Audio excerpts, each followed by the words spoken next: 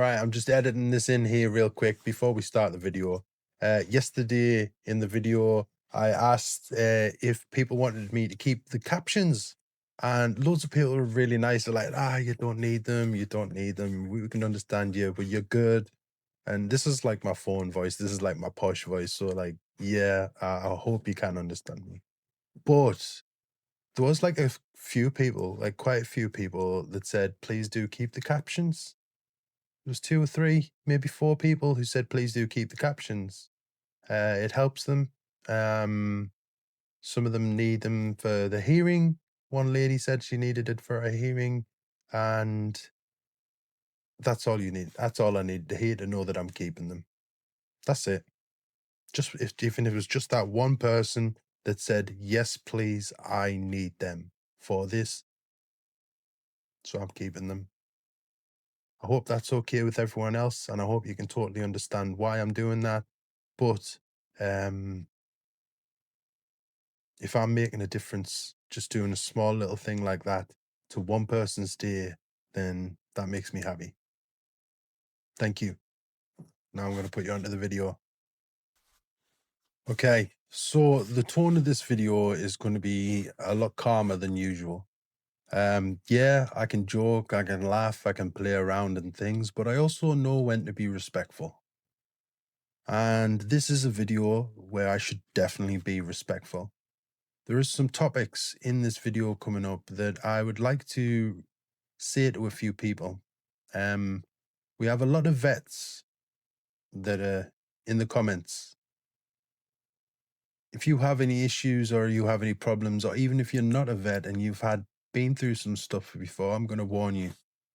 We are about to watch a video about SEAL Team 6, the rescue of Jessica Busherman.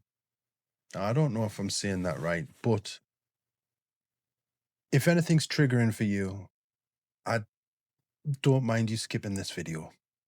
I don't mind it at all. I'm not worried about the view. I'm not worried about anything. You don't even have to put a like on it or anything. Just put a heart in the comment and I'll know that you were still there anyway. And then you just go about your day and hopefully I'll have some happy content for you tomorrow. Now, to get on with the video itself, those very same vets that I'm warning right now that this might be triggering, some of those have put comments in my chat before and they've said certain things that really kind of hit home to me. Now, one of the things that they famously say, is you fight for what's behind you, not for what's in front of you. Now, I don't know if I'm saying that right, but if you think about it, that is a beautiful way to think about anything. Like that's what everything should be done. Now, as an Englishman, we can imagine that. We truly can. Like if my loved ones are behind me and that's what I'm protecting, then there's nothing ever going to stop me from going forward at all. But here's another thing. As an Englishman, something we don't have. They have a country behind them who loves them.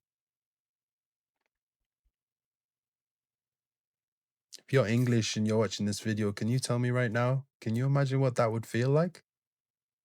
To have a country, not just your family and loved ones, a whole country that loved you and respected you and lifted you up and praised you for what you do. It's not even a tradition in England to thank someone for their service. I do. My children do. And sometimes you get weird looks for doing it because it's not expected. But it should be. So I'm going to go into this video now, and I've never watched it, so I don't know what it's about. But like I said, it's sensitive topics. So anybody who thinks maybe, yeah, this one's not for me, that's totally fine. You go right ahead. I'll catch you tomorrow. But right now, we're going to find out some stuff. And SEAL Team 6 rescues Jessica Busherman on a program called 60 Minutes or something. Well, let's Let's get it going. I wish you all the best. And thank you, by the way, for being here. If you are still here, I appreciate you. We begin with the rescue of Jessica Buchanan. It is the story of a secret mission by SEAL Team 6 that few people had heard about until we first reported the story last year. On a January night in 2012, members of SEAL Team 6 jumped from a plane into the skies of Somalia. Jessica Buchanan was being held hostage, and the SEALs were descending just in time. Buchanan was a humanitarian aid worker who had come to help children in one of the most dangerous places on earth. Hers was an ordeal that ended in a flash of violence, but had begun 93 days earlier when her car was stopped by bandits in a place she calls hell. We stopped very abruptly, like so abruptly that I felt like everybody just fall forward. And then I start hearing all of this pounding on the windows and the windshield and all this shouting in Somali. And there's a man standing there screaming, and he has an AK-47 and he's shouting and he's pointing it at us. And then he climbs into the car next to me and he points an AK in my face. And they're hyped up like they're on speed. And all of a sudden we just take off. The driver just takes off and we just start slamming all over the place down these camel tracks. What did you think they were going to do? I figured they were going to rape me and then kill me. Jessica Buchanan was facing the end at the end of the earth. Somalia, on the farthest tip of Africa, is war-torn and lawless. Militias battle over an unforgiving land, as we saw while covering a famine there in 2011. It was the same.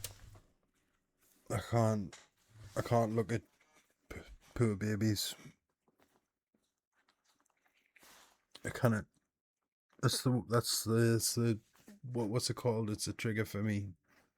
I just can't look at poorly babies. Just so innocent, man. Year that Buchanan was with a Danish charity teaching children how to avoid landmines. On October 25th, her car was hijacked. Okay, this is it.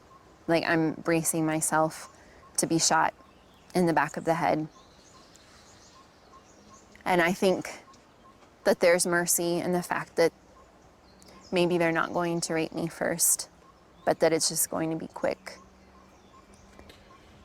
And I'm waiting, and I'm waiting. And then all of a sudden somebody shouts from behind us, "Sleep." And I'm thinking, oh my God, I didn't hear that correctly, did I? He just said sleep. She collapsed, slept through the night, and the next morning was met by the man who led the bandits. Just that alone must have been absolutely terrifying for her. Absolutely terrifying. This, do you know that people like this exist in the world? Is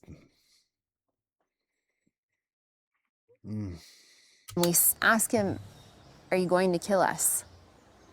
Is that why we're here?" He says, "No, no, no, no. Money. We just want money." How much were they asking for? They started out at $45 million. They thought you were pretty valuable. I guess so. You know what? I'm kind of grateful that I just heard that they only just want money. That's okay. A little bit grateful. The bandits used her cell phone to call her husband, Eric Landemam. The two had married on an African beach 2 years before. But his number and the numbers of Buchanan's family had all been disconnected. It was part of the charity's emergency plan. The one number that worked was her Nairobi office with a hostage negotiator standing by. And so began months of talks. Where did they keep you? Day in, day I out? already had it planned out. Under trees. And outside. You were outdoors for 93 days? Mm-hmm. Yep. And in the night, they forced us to sleep out in the open. You and Paul came up with nicknames for a lot of the people who were keeping you. That's one of the ways you kept yourself occupied. We did. The 10-year-old boy? Crack baby, because he was cracked out all the time. He was chewing cot and he had 2 black holes for eyes. There was nothing inside. This is one of the camps where she was held. The bandits hit her, pointed their guns at her, and put a knife to her throat. But it was exposure that took a toll. She lost 25 pounds. After 3 weeks, the bandits made a video to prove that she was alive. Have you seen the video? I have. Paul and myself, Jessica, we are safe and we are alive. I can tell I'm starting to lose hope at that point. She looks like a totally different person. Her eyes are sunken in. She hasn't eaten properly. She hasn't anything. Like she said, she's lost hope. But hope would have to last for 2 more months.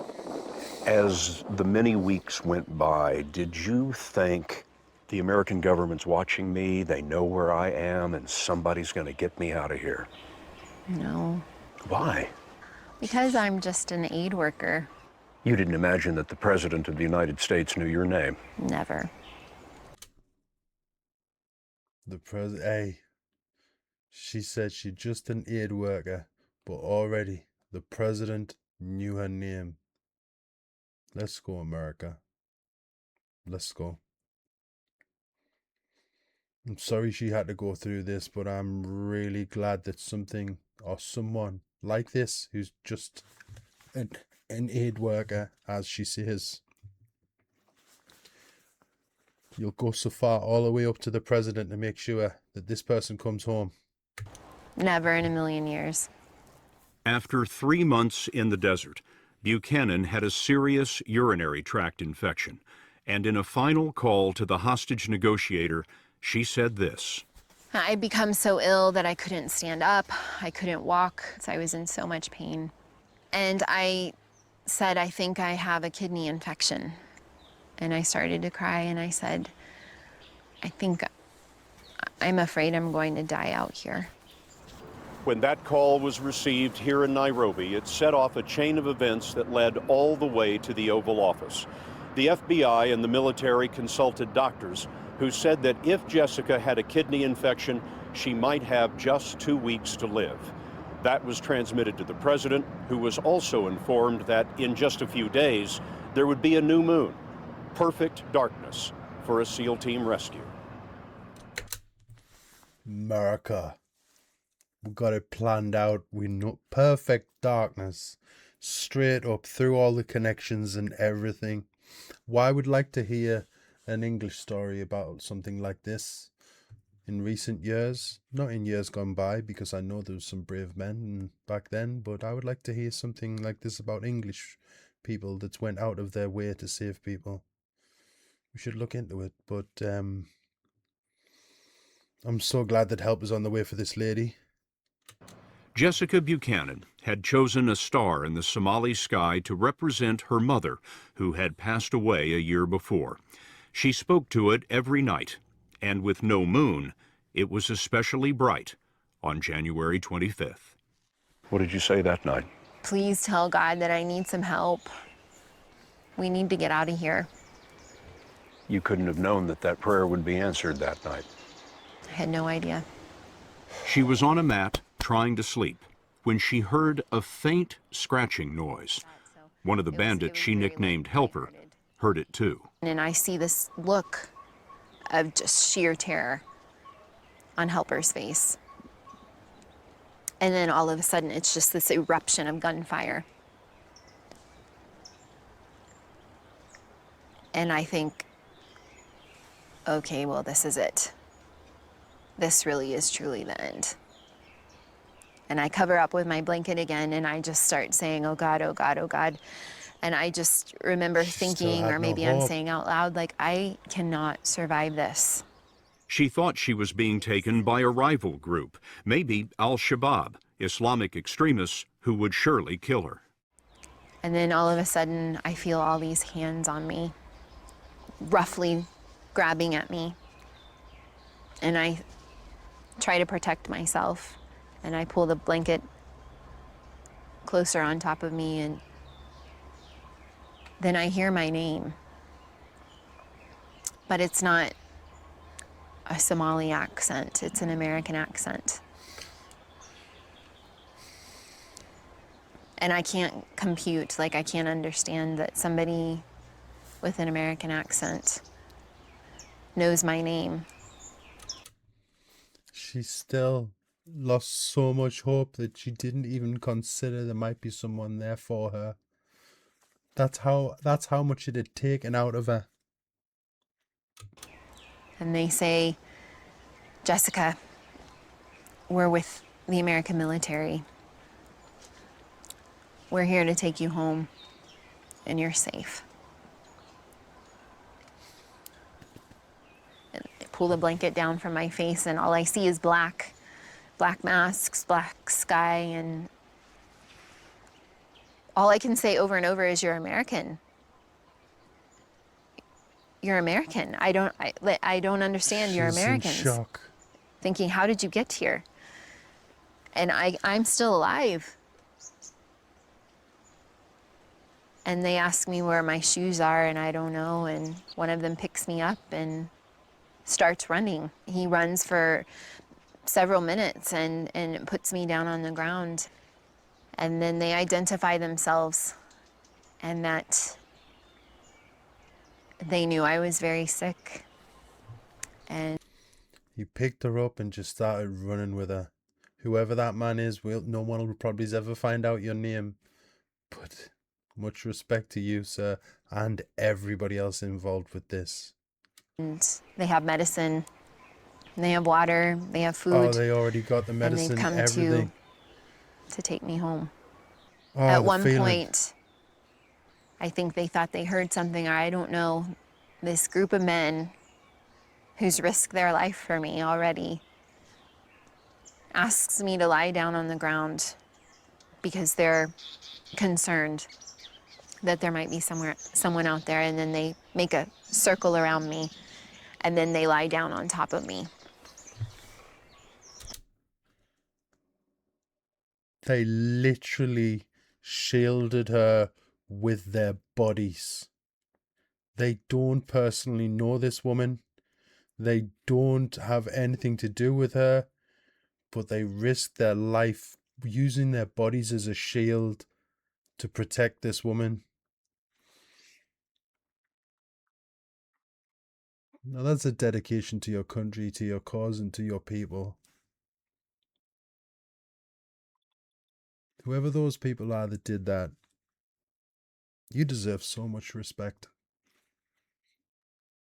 Well done. To protect me. And we lay like that until the helicopters come in. When all of those SEALs laid down on top of you, you were the most important thing in the world to them. It's really hard to Exactly. comprehend. They were going to take a bullet for you. I just said that exactly. And they're so kind, and they're so gentle, and they are trying to assist me to get to the helicopter. But I think I've been out here for months. I can run to this helicopter myself, and so I just break away and I just take off running through the scrub, through the bush, and I throw myself onto that helicopter and push myself up against the wall. And I don't start breathing until we actually lift up off the ground. And they hand me an American flag that's folded. What did you think of that? I just started to cry. At that point in time, I have never in my life been so proud and so very happy to be an American. The SEALs left on other helicopters. She didn't see their faces, didn't hear their names. They appeared, and they were gone. The only thing left in the camp were 9 dead bandits.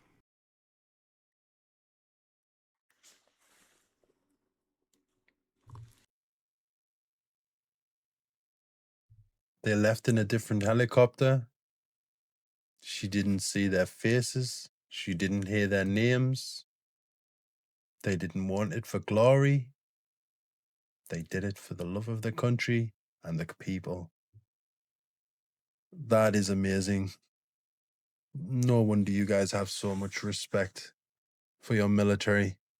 if they're going to lay down their lives, literally lay down their lives by laying on top of someone, putting their body in the way as a shield for what must have been hours until the helicopter got there,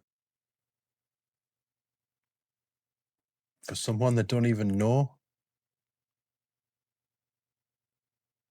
you should be proud.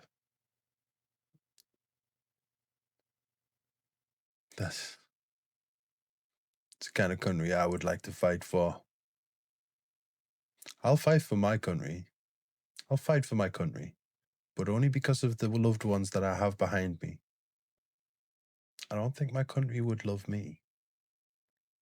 I would like it to. I would like England to be like this, to be the no man left behind kind of thing. We've got everyone's back and we've got respect for all of you, and everyone just wants to have a happy life. And if you're ever in the worst possible situation, we're going to be there for you no matter who you are.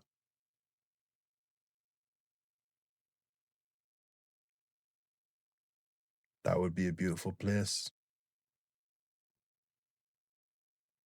So just because of today's topic, I'm not going to do the end of the video thing that I always do or anything. I'm not going to mention any whatever I'm supposed to mention on a YouTube thing. But what I will say is thank you so very much for the recommendation. And if you're still here, thank you so very much for your time. Looking into the culture of America and why things are so different to my country. I am going to have to look at some of the maybe not so good topics as well as the fun ones. I'm not just here to try and entertain you with some silly jokes and my happy face on my good days. Believe it or not, I'm having a good day right now. I am. But I am trying to be respectful. And respectfully, I would like to know the good and the bad, no matter what it is. So here we are. One of the first stages of the bad. We did the Tomb of the Unknown Soldier. We found out what Arlington was. Now we found out about this. And whatever comes next, I'm sure it'll be amazing. Because you guys have some amazing stories to tell, and I look forward to finding out. God bless you all. I hope you have a wonderful day. And know that if you're American, you should feel lucky that you live in a country that will go to this length for you.